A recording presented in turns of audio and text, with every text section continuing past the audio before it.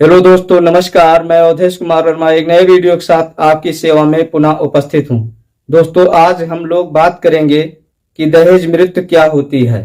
तो चलिए दोस्तों, वीडियो को स्टार्ट करते हैं। साथ में आप लोग से अनुरोध करते हैं कि चैनल को सब्सक्राइब, वीडियो को लाइक, कमेंट व शेयर जरूर करें ताकि अन्य लोगों को भी इसका लाभ मिल सके। तो दोस्तों चलिए अब वीडियो स्टार्ट करते हैं। दोस्तों, दहेज मृत्यु क्या होता है, हम बात करेंगे कि दहेज मृत्यु क्या होता है। बीएनएस की धारा 80 जो हमारा भारतीय न्याय संहिता धारा 2023 लागू हुआ है, उसमें जो है बीएनएस की धारा 80 में दहेज मृत्यु को बताया गया है। धारा 80 में दहेज मृत्यु को बताया गया है, जबकि आईपीसी की धारा 304 में 304 के खा या 304 बी में दहेज मृत्यु को बताया गया था। लेकिन जब हमारी भारतीय न्याय संहिता लागू हुआ तो उसको धारा 80 में कर दिया गया है। तो चलिए दोस्तों, अब हम दहेज मृत्यु के बारे में जानते हैं कि दहेज मृत्यु क्या है। दोस्तों, दहेज मृत्यु से जानने से पहले हम लोग जान लेंगे कि दहेज क्या होता है। दोस्तों, दहेज एक ऐसा कुप्रथा होता है जो स्त्री के विवाह के पहले या बाद में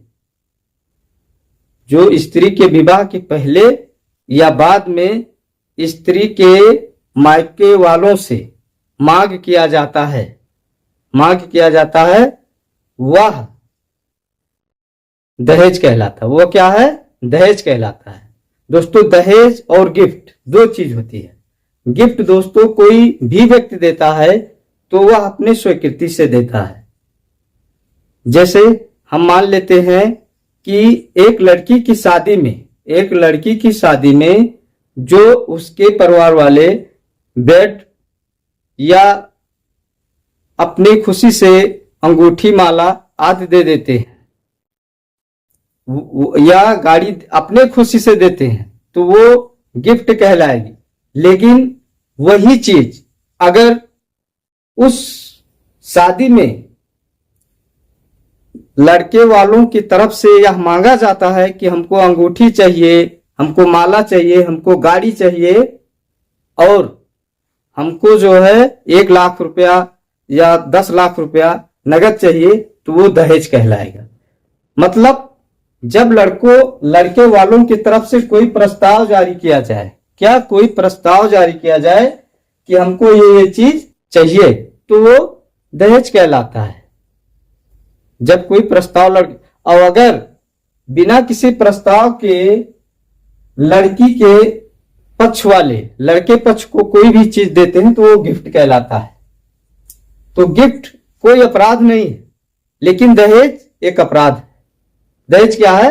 एक अपराध है। तो हमने समझा दहेज क्या है, अर्थात दहेज एक करार होता है। दहेज क्या होता है? एक करार। आज के दिनों में कोई भी शादी बिना करार के नहीं होती है, जो कि हिंदू रीति रिवाज में जो विवाह होता है, करार उसमें असंवैधानिक होता है। कोई भी करार असंवैधानिक होता है अगर वह संविदा का रूप नहीं धारण करता है। तो जो हमारे हिंदू रीति रिवाज में है दहेज लेना, ये गलत है, इसलिए इसे करार कहा गया। वो विधि द्वारा परिवर्तनीय नहीं होता। तो दोस्तों चलिए अब हम बात करते हैं कि दहेज मृत्यु क्या होता है। हमने समझा कि दहेज क्या है, तो अब दहेज मृत्यु के बारे में बात करेंगे।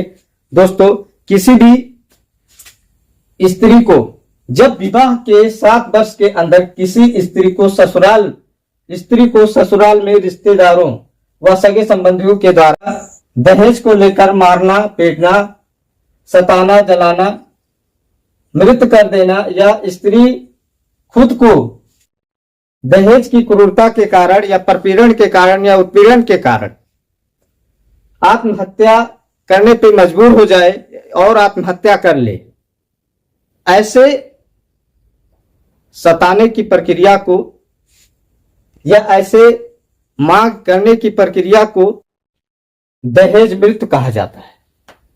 दहेज मृत्यु कहा जाता है। तो दोस्तों इसके कुछ आवश्यक तत्व होते हैं, हम लोग उसको भी जान लेते हैं।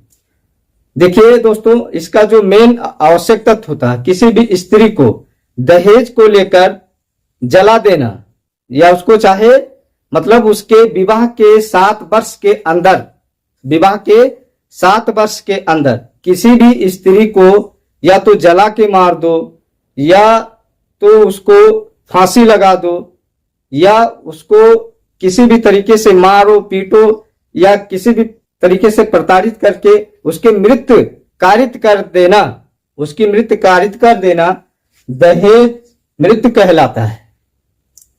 विवाह के 7 वर्ष के अंदर उसको मार देना, किसी भी प्रकार से अगर आप उसको मार देते हैं, जैसे नॉर्मल उसकी अपने आप से कोई मृत्यु हो जाए उसको छोड़ के, या कोई दुर्घटना हो जाए, या मान लिया जाए कि डिलीवरी के समय वो अगर मृत्यु हो जाती है, ऐसे सब मृत्यु को छोड़ के जिसमें दहेज की मांग ना की गई हो, उसके बाद अगर किसी भी स्त्री का 7 वर्ष के अंदर उसके ससुराल, उसके जो मायके वालों से कोई मांग को लेकर स्त्री को परेशान किया जाता है कि तुम मुझे ये दिलवाओ अपने ससुराल, अपने मायके वालों से, नहीं तो हम तुम्हें सुख चैन की जिंदगी नहीं जीने देंगे, यही दहेज मृत्यु का मेन कारण बन जाता है। एक उदाहरण है, इसको हम जान लेते हैं। ये हरियाणा राज्य का मामला है दोस्तों। बचनी देवी एक लड़की है जिसका नाम है बचनी देवी, जिसकी शादी होती है और शादी के 3 माह के बाद ही, कितने 3 माह के बाद ही उस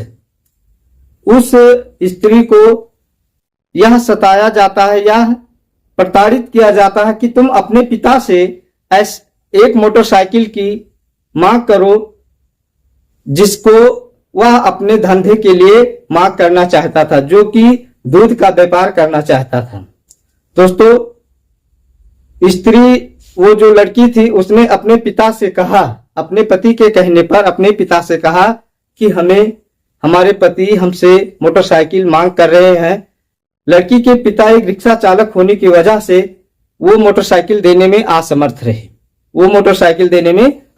रहे, दोस्तों उसके बाद उसके घर वालों ने उसको इतना प्रताड़ित किया कि उस लड़की ने स्वयं अपने गले में एक रस्सी डाल के फैन में लटक गई, और वो लड़की दहेज मृत्यु का एक उदाहरण बन गई, वो मर गई। और उसके बाद उसके घर वालों ने जब वहां जाके देखा कि उसकी लड़की जो है, मतलब उसके मायके वालों ने जब जाकर वहां देखा कि उसकी लड़की जो है सीलिंग फैन में लटकी हुई है और मर गई, उसको किसी तरीके से जब सूचना मिला तो वो लोग गए। तो उसके बाद उन लोगों ने जो है थाने में उसकी FIR करवाई।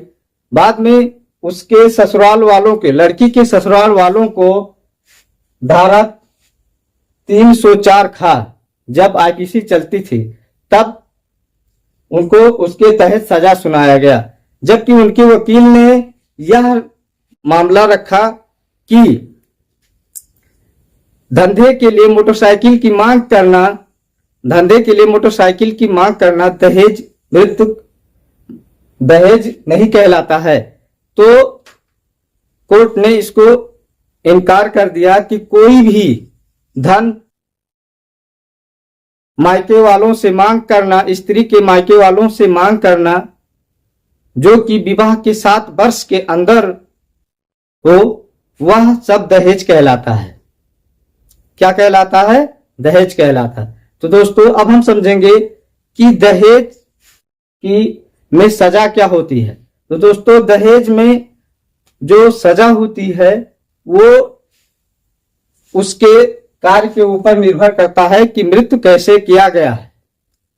तो दोस्तों अब इसमें जो सजा का प्रावधान है 7 वर्ष से लेकर आजीवन कारावास तक की सजा होती है। किसी भी स्त्री को जला के मार देना या उसे मृत्यु के लिए इतना प्रताड़ित करना कि वो खुद खुशी कर ले, या उसके गले में रस्सी खुद बांध के मार देना या उसे मारना, चाकू मारना या किसी भी प्रकार से लेकर दहेज को लेकर मार देना दहेज मृत्यु कहलाता है।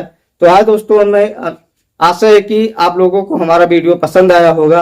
अगर आप लोगों को हमारा वीडियो पसंद आया हो तो चैनल को सब्सक्राइब, वीडियो को लाइक, कमेंट, शेयर जरूर करें ताकि आप और आपके रिश्तेदार और सगे संबंधियों को इस जानकारी का लाभ मिल सके। तो दोस्तों अब हम वीडियो को यहीं अंत करते हैं, फिर मिलेंगे किसी नए वीडियो में। वंदे मातरम, जय हिंद।